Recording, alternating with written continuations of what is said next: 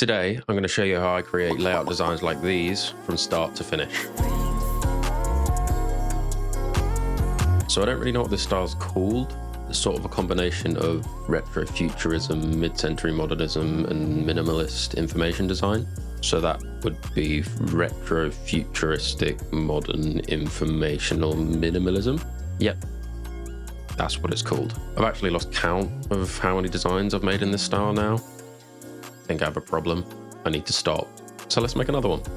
So I'm going to go through my entire process from choosing the images, creating the initial layout, how I go about coming up with the words to put in my designs, utilizing visual elements and typography to get a nice, clean, balanced composition, and finally, every Instagram designer's holy grail, textures, and how we can use them to give our artwork that premium printed look. Finally, if you enjoy the video, please do give it a like and consider subscribing. I'm very early in my YouTube journey, so all the support is hugely appreciated. Right, anyway, let's get designing. So let's start by choosing our imagery for the design. I'm going to use Unsplash today, which is a website I'm sure a lot of you have heard of. It's a good site, it's got a lot of great stock imagery on it. You can use any site you want, but this is the one I'm going to use today. So I'm actually going to go to the experimental tab because I quite often find stuff in here that I really like. Okay, well straight away, that is amazing. We'll save that one. We'll have a look a little bit longer, but I'm honestly immediately dead set on using that one I just found. I mean, that's pretty cool. We'll save that one. In fact, let's just have a look here. Let's go to this photographer. Do they have any more similar to that? I like to sometimes find a photographer where they have like multiple images from the same shoot, because in the layouts there's quite often kind of two cards that you'll use with slightly different crops of the image or slightly different versions of the image. So it's sometimes quite useful to have two very similar but different images for that reason. Doesn't look like they do, but so we're going to download that one. We're also going to download this one. Right, so now that we've chosen the image, we can move on to the initial layout for the design. For this, I'm going to be using one of my templates from my layout pack v2, which is available over at foxrocketstudio.com. It's a very cool asset pack, very useful, saves me a lot of time. It's got 10 unique templates in it, which can be used to get you started on your layout designs. Quick tip with these, you can literally just rotate them clockwise once, twice, 3 times. That's 3 new layouts per template. So it's actually more like 40 templates. It's also a discount running right now for a limited time. When you buy the V2 pack, you get the V1 pack for half the price. So yeah, go check that out and make some cool layouts. Okay, so I'm going to use this layout. Let's get our image in here. Right, I've got that. So I'm going to right click on this image and create clipping mask, which is going to mask it to this bottom right hand card, which is what I want. I'm going to resize this slightly, I think, and I'm going to lay it out like that. Yeah, okay, that's cool. Actually, I'm just going to make this a little bit bigger. Right, now I'm going to duplicate this image by holding Alt and dragging it down here. And we're going to create clipping mask again. Now we've got it masked up here. And let's move this around until we kind of find where we want it. I think I'm going to flip this horizontally. Yeah, okay, that's nice. Okay, so now we're going to change the color of this card down here because I don't want to just leave them white. It looks bad. You can leave them white, but I'll show you the kind of white I'd use in a minute, which I'm going to do on this one. Actually, I'm going to make this a sort of slightly muted off-white color. Okay, so now we've got to come up with some words for this design, mainly the title. The words are easy once we've got the title. I like to look at the image and sort of think of it as if it's a place that exists in a fantasy world. I mean, this certainly doesn't look like it's from Earth. So I'm thinking like a lake from a different planet. Okay, I'm going to use ChatGPT. I need help. Give me some names for a tranquil lake from another world. Want me to tweak them or add lore to any of them? Well, you read my mind, ChatGPT. I will be wanting lore. Veluna Waters is pretty cool. Let's do that. The Everglow Lake of Crimson Lilies. Damn. See, I never could have come up with that. Okay, so we've got our title. Let's get that in there. Veluna Waters. Okay, well, I think I might have to use Raphael for this. let's get it all lowercase actually, because we're going to use some glyphs. Let's play around with glyphs. This font has a stupid amount of glyphs, and they're great. Well, straight away that A. Let's see, what do we, the U could come above. Yeah, great, that looks amazing. Could do the same A, maybe a slightly different one going the other way. Yeah, nice. And then really I want something up here. Wait, maybe with the T. I could use this T. Yeah, nice. I think that V's a bit much. That's better. Yeah, that looks good. Okay, and that's definitely going to go there because it fits there so well.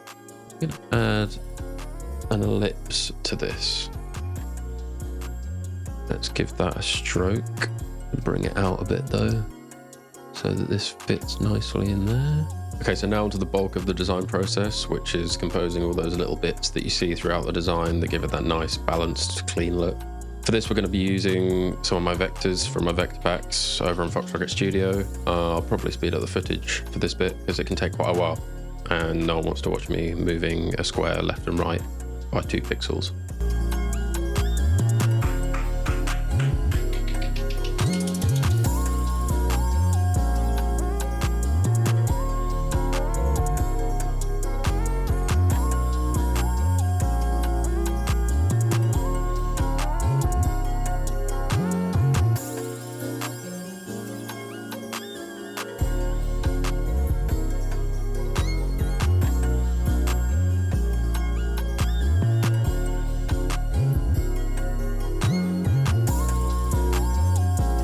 Okay, so I've just added a bunch of little shapes and a bit of text, just all around the place, kind of all in line with each other, so it's all balanced. You know, like you see how this whole section here all kind of remains in line with one another.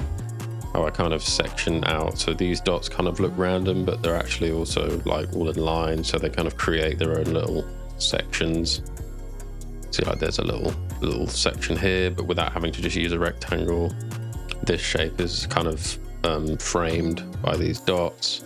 Again, here, I use dots as frames a lot. You know, just little bits of text here and there to just kind of add a nice little bit of detail. Again, like the way that these elements are tied together by this, again, being along in line with this. These, yeah, up here, these again are like exactly in line, the stars are exactly in line here. Bringing this dot down here, and then having it again in line kind of just helps, you know, as a whole, they all tie together and look like one thing and not just kind of 4 separate cards with a bunch of shapes on them. There's something between each card that ties it into the cards next to it. And that's kind of what, I mean, I've been making these for years, so it kind of comes naturally to me now, but yeah, that's what I would say it is the key thing to kind of making it look super balanced and satisfying and pleasing to the eye. So now we're on to the final bit, which is textures. So for that, you want to do a bit of prep work here. As you can see, I have not named any of my layers or grouped them or ordered them in any order. This is a complete mess, so I'm going to sort this out quickly. Basically what we want is all the visual elements on top of the layout to be grouped into organized groups so that we can add texture and displacements super easily. So I'm going to do that now and I'll be back. Okay, so I have grouped all the visual elements into 2 separate groups. I've got a group here which is just all the white elements on the design, and then we've got the other group here which is all the black elements. The reason I've done this is because we're going to want to duplicate all of these elements, but it's a lot easier to do that if you've got them all in a group. So yeah. So what we're going to do is we're going to Control or Command J, duplicate this group, and we're going to just merge group and then convert to a smart object. I'm going to zoom in a bit here just so you can see what's happening a bit better. So we've got this new smart object and we're going to drag that below the original, and we are going to go filter, blur, Gaussian blur. So we're going to add a slight blur here. 5 is, yeah, 5 will probably do because we're going to want to lower the opacity a bit on this. Yeah, maybe to 50%. So you've got that subtle sort of ink bleed on it. You can see the difference here if I take it off and put it on. Kind of is gonna add to the overall texture at the end and make it look printed. So again, we do the same with the white stuff. The white stuff's interesting.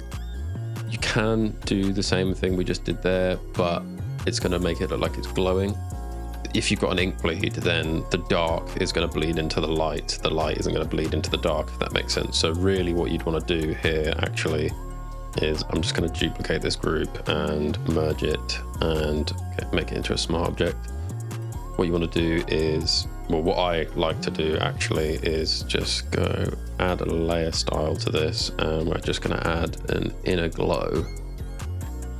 And we're going to pull the background color for the inner glow. And we'll make that normal. And we're going to make this quite small. Maybe put it 50%. We're going to want to make this very small because otherwise you can see the text starts to get a bit weird. So probably like 3 or something, to be honest with you.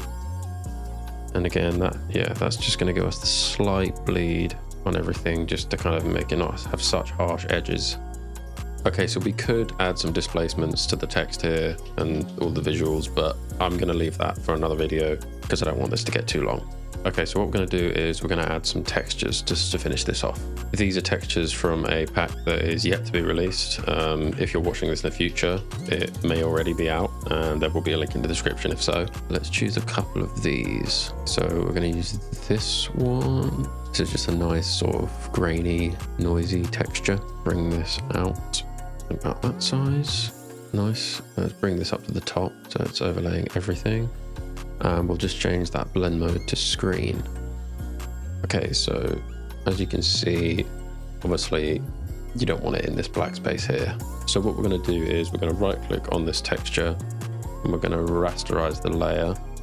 Next, we're going to hold Control and we're going to click on the rectangle here. We're going to click on this, we're going to click on this, and we're going to click on this whilst holding Shift and Control or Command. So now we've selected all of the cards without the black background. So now we come back up to the top, and we select this layer, the texture layer, and we right click and we go layer via copy. Now we can hide this old texture layer, and we've got a new one which is only texturing the parts we want. Okay, so that's one texture layer. Let's add another one. I think I'm going to use this. Okay, let's just bring this out and scale it down so it fits. Okay, and then we're going to make this linear burn. For the white texture layers, linear burn seems to work best, and for black texture layers, I tend to use screen. So for this, I think I'm going to lower the opacity slightly, maybe 70%. Yeah, nice. Okay, that's looking good. Cool, so that's the design done. I've just added this little glass shape here, which I like to do in a lot of my layout designs. If you want to learn how to do that, there'll be a link on the screen right now, and also a link in the description. Hope you enjoyed this video. If you did, please leave a like and comment down below. Let me know what you thought of the design. And if you want to see more videos like this, please do subscribe. I'll be posting a lot more in the future. All the assets I used in this video are available at foxrocketstudio.com. And yeah, I'll see you guys in the next one.